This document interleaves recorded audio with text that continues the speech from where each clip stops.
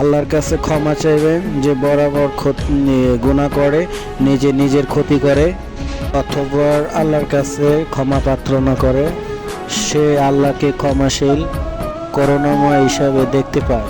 আসসালামু আলাইকুম রহমতুল্লাহ। সুপ্রিয় দর্শক, মানুষ মাত্রই ভুল করে, মানুষের মাঝে জন্মগতই ভুল, তাই কোনো মানুষ ভুলেই জন্মগত হয়। এই কারণেই বলা হয় প্রথম মানুষই প্রথম ভুলকারী।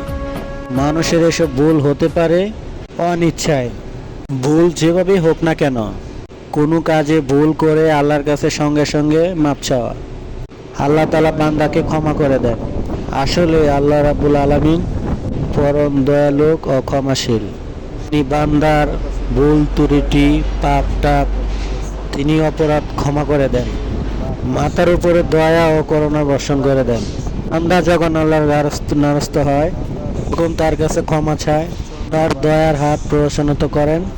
বান্দা ইস্তেগফার করলে বান্দার উপর নেমে আসা আযাব পর্যন্ত বন্ধ করে দেন। তারা ক্ষমা প্রার্থনা করলে আল্লাহ তাদের শাস্তি দেবেন না।